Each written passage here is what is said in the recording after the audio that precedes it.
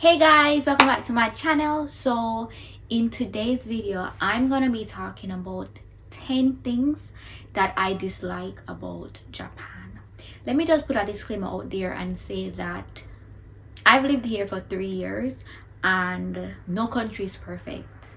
Jamaica definitely is not perfect, and I just want my channel to be a channel where I can express myself and be true to myself and share both positive and negative things about my life here in Japan. So these are things that I personally dislike about being in Japan. I just want to put that disclaimer out there. These are my personal opinions, what I think, what I don't like about being here. So the very first one, I've mentioned this so many times, and it is the fact that loneliness is a big thing here. So you would think that me being one little Sashoni in a country surrounded by Japanese people, millions of Japanese people, and I can't find 5 Japanese friends, like, is something wrong with me? Huh? That's what I want to know. But clearly nothing is wrong with me, right? But anyway, so it's very difficult for me to make Japanese friends. I'm not just talking about like because of the language barrier, but even people who speak English is like maybe the cultural differences, but it's like I don't like to force friendships, and I feel like if I should have tried to maintain some relationship with some Japanese people, then it would have been like a forced thing. I work with Japanese people and they speak English, but we don't have like a relationship outside of work because it's forbidden by my company. But people who I meet, like, you know, on Bumble, like BFF, because I'm on Bumble, BFF version of Bumble, and I meet people, but it's like it doesn't develop into anything. And not just that, but foreigners here as well, it's like it's so difficult to make like genuine friendships here. And it's like when I was in Jamaica, I still have my primary elementary school friends. I'm very good friends with my high school friends, like over 10 years of friendship. College friends, same thing. Working people who I would used to work with, I still have a friendship with them even though I'm here in Japan. So it's like, I don't know, maybe when we come here we're so focused on our goals that we forget to make friends and to maintain the friendship. So it's very hard for me to make friends here, both foreigners, which would include Jamaicans and other countries, and also Japanese people. I know that a lot of people who follow me on Instagram, they're gonna be like, loneliness, how is she lonely? But what I want you to understand is that here, when you're a foreigner, when you teach English, you're gonna be placed in an area where more than likely you're the only person at that location, in that area, in that community, whatever. I'm lucky enough that I'm 7 minutes away from Francine. She's another Jamaican and she has been on the channel many times. But at the same time, I'm on my journey, she's on her journey. She has stuff to do, I have stuff to do. We both have multiple jobs, so it's not like we can hang out all the time, right? And also when I do hang out and I do post on my Instagram, that's like once per week or once per month, depending on how many holidays are there in the month. So every day I go to work surrounded by Japanese people who I don't talk to, I don't have a relationship with, I don't have a bond with. I do my work and then I go home to my small, shaky, lonely apartment. If I take a walk in my neighborhood, I don't even know what my neighbor looks like.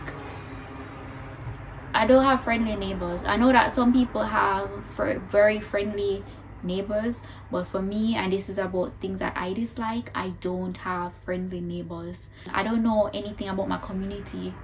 I don't know anything about the people that live in my community.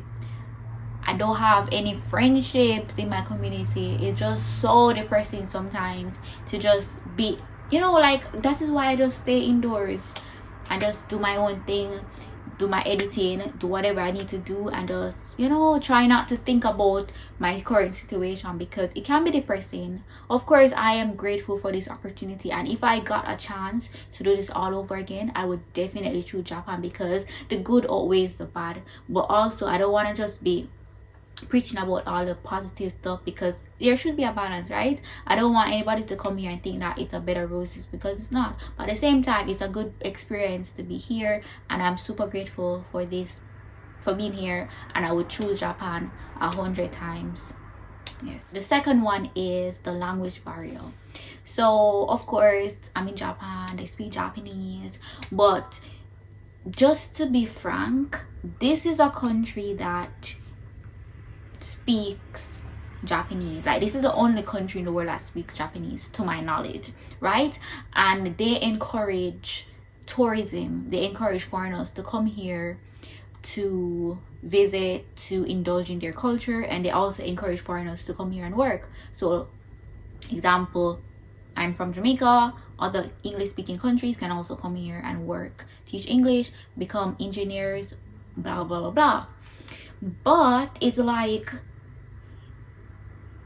as it relates to like English being the universal language, they're lacking in so many areas. Like, of course, some of the major tourist spots, they do have English speakers or English brochures, stuff in English, but like for a country who is encouraging people to come here, they need to work on, and this is just my personal opinion, and I've also heard many people voice this same concern, that they need to work on like just the English speaking aspect of it and try to, you know, try to have more English incorporated in everything, because at the end of the day, like I said, you're encouraging people to come here, but also it's on me because I chose to come here and work in a country where I don't know the language. So it's also on me, but also at the same time, you know, I'm just trying to find a balance here. Also, they need to do better as relates to English, you know, make it easier for people to communicate, especially if you're gonna be sending things to their residents for them to pay for. What am I paying for? It's in Japanese, I don't know what I'm paying for, you understand? Anyway, next thing, I'm gonna talk about the food. So this category is like so broad, and let me just talk about the money part of it. So buying groceries here is super expensive.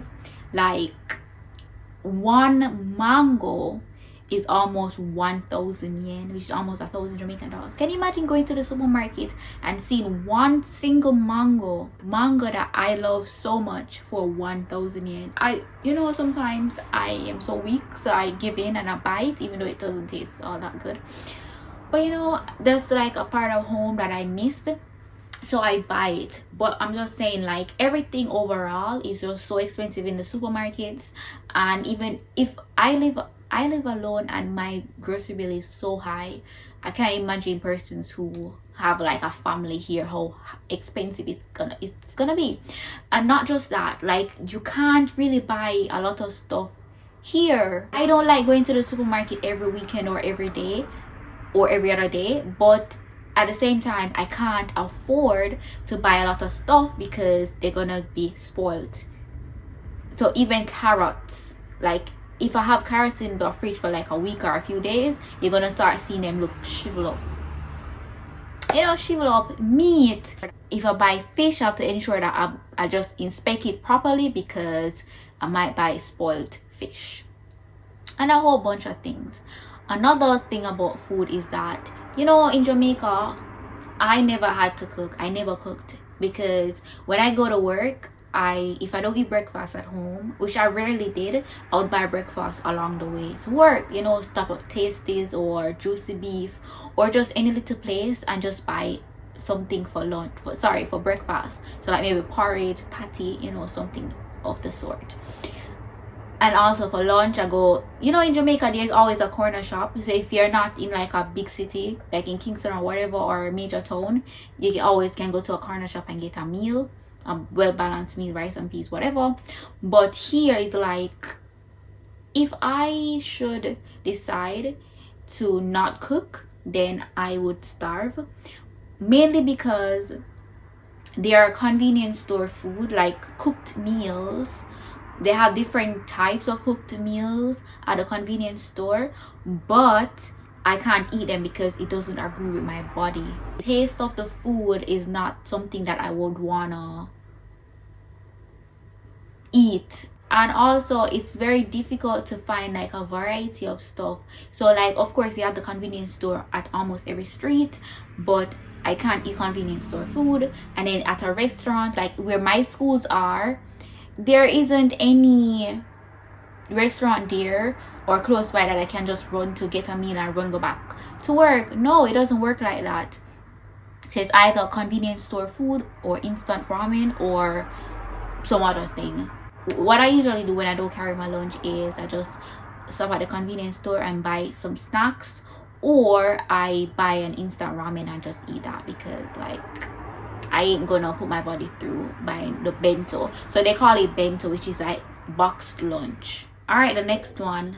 My stomach, I'm hungry. I don't think you guys heard that, but anyways, it's expensive to live here. So I live alone, like I said earlier, and I pay a lot of bills. It's like a month time when I calculate how much money I have to pay, I'm just so sad. You know, like, why little me have to be paying so much?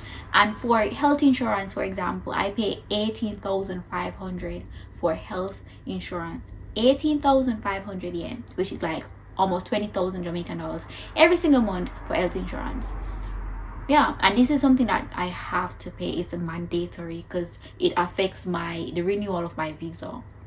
The next thing that I have to pay is pension. So it's like they're trying to make pension mandatory, because it's like there's no way to get out of it. You can probably ask for exemption, but they might give you a partial exemption. So that's what happened to me. I'm supposed to be paying 16,000 yen. No, I'm paying 4,000 yen per month. But the thing is, they know that I'm not planning on retiring in this country, but yet still they still pressured me to pay it. Like, I don't get the sense of it. They just want to milk us for everything that we earn, and that's just so unfair because our salary is already so low. But it is what it is, you know. It is what it is. The next bill, for anybody who has anything negative to say about me, share my experience here and things that I dislike about Japan, you can go and, because I'm entitled to say whatever I want to say because I pay tax here. Okay, so every year they send a bill to our home, and depending on a lot of factors that determines the amount of money that you pay. So some people pay 100,000, some people pay 30,000, some people pay even more. So it all depends on lots of things, like if you have dependents, the salary that you earn, and all of that. I am contributing to this country. Okay, all right, moving on. Let's talk about the ignorance of this country. Just things that really upset me is the fact that sometimes I have to, like, it's just so annoying. Like, I want to change my hairstyle, and it's like whenever I change my hairstyle, it's just a big deal. Like, oh my god, sugoi, amazing, blah blah blah, and then information about my hair. How long did it take? Did I go to a salon? Did I do it myself? Like, for this hairstyle, I did it myself, guys. But so many questions, and sometimes it's just so annoying, like, you know. And then I'm just looking and just waiting on them to, you know, so I can move my head because I don't want your hand in my hair. Like, sometimes I'm walking, minding my business, and then someone sees me and it's like, oh my god, you have never seen a black person before? That's what you're trying to say? Like, there are a lot of black people living in Japan, and the good thing is I live in the city area, so I'm sure that they have seen a lot of black people. So I don't know what the big deal is when people see me. And sometimes even kids, I'm like, they need to understand that yellow people aren't the only people in this world, you know. Same like black people aren't the only people. Yeah, like there are a whole set of people outside of tiny Japan when you look at the world map. So I don't know what the big deal is. Anyways, I don't want to come off as being negative. I hope I'm not, because I just want to share my experience, my frustration, you know, let it all out in this video. Okay, the next one, let me just talk about the school system here. I've been here for 3 years. I don't understand the school system. Like, there are many things that goes on a daily basis that I have no clue about, because I just go to work, do what I have to do, and then leave. And it's not like anybody's there explaining to me as I go. And there are many times I'm in the staff room and like things are going on. Like recently they had like an emergency drill or an earthquake drill or something of the sort, and I just heard a sound, like the drill sound, and then I saw people going outside, and I'm like, okay, maybe that's an emergency drill or something. But I just sat in the classroom, because in the staff room, that is, because I'm like, I was not told, and I just can't bother. And if there's actually an emergency, then at least I know, okay, I should go that way, or I should hide underneath my desk or something. But I just find it to be very frustrating that I'm working in an environment where I have absolutely no information about. Like, I don't know what goes on, and I don't have any relationship with anybody. You know, it's just work, and then maybe some awkward conversations for conversation's sake, but that's about it. And as it relates to kids, I've always said that I could never have a kid here in Japan going through the Japanese system, because based on what I've observed, I don't think it's a healthy environment for kids. And I say this to say that based on what I observe, being a teacher here for 3 years, I think that the kids are overworked unnecessarily. So like, for example, just their club activity, they have to go to club before school, after school. I literally recorded this entire video, but the video got corrupted because my battery died. Can you imagine? I think that the kids are unnecessarily overworked in most cases. So they have to go to school in the mornings before school. So like, if they're in a club, they have to do their club activity before school. After school, they have to do some club activity. After club activity, they have to go to juku or an eikaiwa. Juku and eikaiwa is like extra lesson. On weekends, they have to do some activity like juku, extra lesson again, or club activity. So it's like, when do these kids get to sleep? When do these kids get to be kids? And it's like, I just feel so tired and frustrated for the kids, because they are just always on the go. Like on weekends, on holidays, when I'm out enjoying myself, it's like I see kids in school uniforms going to school, or in their PE gears going to school for their club activity, and it just breaks my heart, because it's like, you have to, like, you're young right now, you're kids, and you're working so hard. When you become adults, you're gonna have to work twice as hard, because you're gonna have bills to pay, you're gonna have a family to provide for. And I feel like right now is a time where kids should be kids, and they should enjoy themselves. They should be able to sleep as long as they want, play games, watch TV, watch anime, and all of those stuff. But I just feel like they're not doing enough of it. And then sometimes when they're in class, they're falling asleep, and sometimes I feel so bad for them. It's like, I know you're tired, but you need to pay attention in my class, you know, because I want you to also do well in English and stuff like that. But yeah, like, I would never have my kid here, because my kid has to be a kid. You know, I'm not saying that you're gonna go out and break the rules, or you're not gonna have a balance. But if you're like, for junior high school, you have 3 years. When they're in third year, they have to do the entrance exam to go to high school. So what I'm saying is that if you're a first year student, you don't need to go to extra lesson at that moment, unless you're maybe like you're weak in an area, but you don't need to be doing all that. Of course, maybe second year, me personally as a mom, a parent, then I would probably start looking into where can I send my kid to do extra lesson if it's a case where they need it. Third year, definitely you're gonna have to go to extra lesson, because that's the year when you're gonna be doing your exam to go to high school.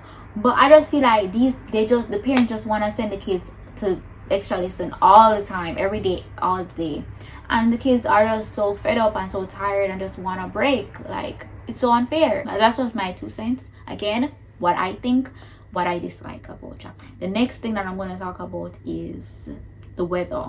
So here they have 4 seasons, but I would say they have 2 seasons, because autumn, spring, winter they are cold. Right now it's spring and I'm cold. I'm a little chilly, right? So it's like, it's most of the year it's cold, but then when you have summer, it's extremely hot. You know, like the hottest day in Jamaica, just add some more degrees to it, and that's Japan. When you step out your apartment, you're dripping wet. I'm not someone who sweats a lot, but let me tell you, Japan, oh my god, I sweat.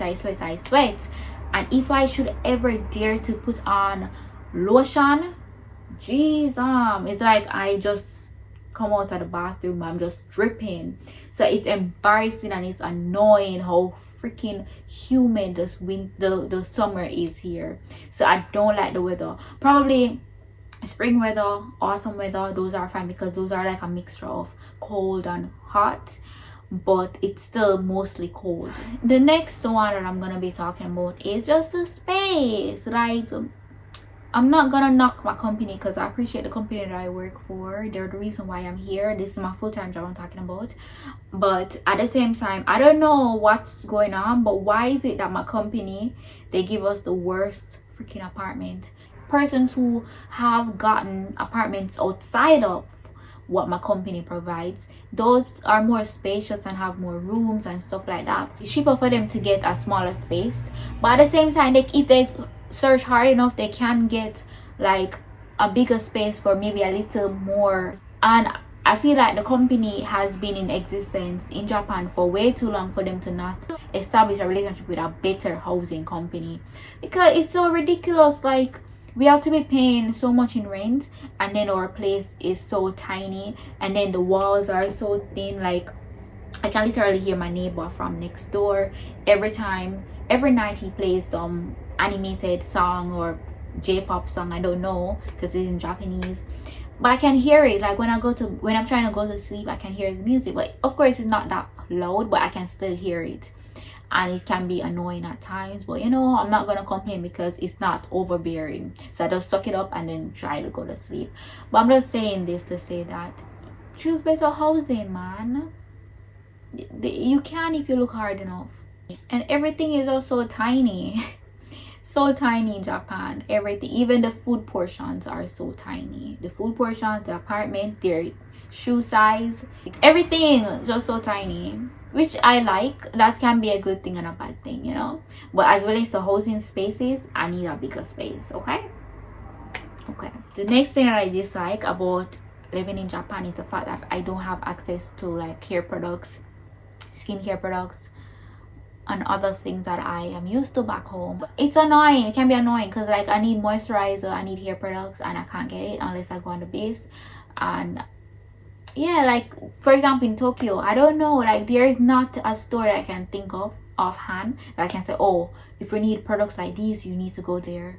Like, I can't think of any. Maybe there are stores like that, but I just don't know any, or don't know of any. And if they are, maybe they're gonna be super duper expensive. So another thing that I dislike about living here is the fact that I can't be myself. When I say that, I mean the fact that I represent an entire race, you know, because if I do something that's outside of the norm, you know, so Japanese, then it's gonna be, oh, that black person, or oh, that black woman. So it's like I'm representing my race, I'm representing my race and gender, I'm representing my country. So it's like a lot of weight on my shoulder, and I think that I care too much about what people think, and I'm working on that. I'm trying not to care what people think, but you know, because I want to leave a good impression. For example, in summer when it's super humid, I would want to wear some comfortable clothes, like, you know, some revealing clothes, like maybe clothes that show my cleavage, or maybe some short of stuff. But it's like whenever I wear stuff like that, I just feel so judged. I feel like people are staring at me. I just feel uncomfortable, and I shouldn't be caring what people think, but I do, you know, because at the same time, people are like the men are looking at my body, and I just feel so uncomfortable. While maybe I'm prejudiced, but like in Jamaica, when a man looks at my body, I feel flattered. You know, like if he's complimenting me and he's staring, I feel flattered. But if a Japanese person does it to me, I feel like they're fetishizing me, and that just turns me off. So I try not to even though it's like, when I say inappropriately, I don't mean like, you know, very very revealing clothes, but I mean like in Jamaica, whatever you would wear, like, you know, you'd wear a spaghetti top with your cleavage showing, like just something simple as that with a pants. I just feel self-conscious about wearing that because you rarely see it. Like I can't even remember when I've seen like a Japanese cleavage, because the women, they don't usually show cleavage, so they always wear something that covers their boobs, you know. So me as a foreigner, me as a black person who they already view black people, black women, black foreigners on a whole as promiscuous, so me wearing something like that is like me just, you know, like sealing the deal, letting them know, okay, yes, that's true, when that's not the case, you know. So I don't know, but I'm gonna try and not care what people think, but at the same time I'm gonna dress modestly. But you know, it's gonna be summer soon and I need to be comfortable because it's very humid here in summer. But I just like the fact that I can't dress how I would want to dress because I don't want to be perceived as someone who is promiscuous, if you get what I'm saying. And the final thing that I'm going to talk to you guys about today is passive aggressiveness. There are so many things to say on this topic. Like you know, if a Jamaican person doesn't like you, they're not going to associate with you, they're not going to talk to you, they're going to keep you at a distance, or even if they associate with you, you're going to feel that bad energy, like they don't like you. But then again, it's the opposite with Japanese people. When they don't like you, it's like you would never know because you're the sweetest person. You would never suspect anything, and that's dangerous. Because can you imagine, I am letting you into my space but you don't like me, but I would never know that you don't like me because of how you interact or things that you say. There are many times that they will do things but you would never suspect that it's them, you know. So they do things behind your back, you know, like hypocritical stuff. So like, for example, they might call to report you, and then the next day or the next few hours or even the next minute, they're coming to talk to you. Oh, hey, how are you? Blah blah blah. Like, thing didn't happen a while ago. So it's like, and then like even in the trains, and it's like the fact that you don't say excuse me. It's so annoying. Of course, I know the train is packed and you have to push past somebody, but at least push past and say, okay, excuse me, in Japanese or something. Just don't board past. That's not polite. It's not polite to board past someone. It's not polite to push someone in the train. Like in the mornings, know that I change school, I have to take the trains in the mornings. But luckily for me, I only have to go 2 stops away. So my station, 1 station, and then I come off at the other station. So I don't have to be on the train for too long. But when it's packed and I am standing, because every morning I have to stand, and if someone comes on the next stop and there's no space, they will make space, okay? Because they're getting in that train. So if it's a case where they have to come in and push you, they're gonna come in and push you, okay? Because they're gonna get into that train, and that's something that I don't like. Just be polite about it. Say excuse me, or you know, something, but just don't push people and then pretend like you didn't, or just some random stuff like that. Anyways, guys, I'm done rambling. So this is the end of things that I dislike about Japan. I'm gonna be doing a video about things that I love or like about Japan next week. So if you haven't subscribed to my channel, please go ahead and subscribe to the channel. If you subscribe and you haven't turned on the notification bell, please go ahead and just click that notification bell so that you get notified whenever I upload a video. Okay, thumbs up this video. If you've watched this video until the end, please leave me a heart. My favorite color is blue, so please leave me a blue heart. Okay, thank you so much. If you can't leave an emoji, then just write something sweet, you know, make my day. Yeah, you know, sometimes I'm having like a bad day, so you know, when I read the comments and see that you guys are watching, that really encourages me to continue to push on and to do more videos. Also, let me know if there are any other videos that you'd like me to do. Of course, let me know, guys. Let me know in the comment section. Again, next week I'm gonna be talking about the positive stuff, because I can't be talking about negative and not talk about positive, and I'm all about being a positive person, but you know, I have to strike a balance. But anyways, guys, thank you so much again for watching, and I'll see you next time. Bye.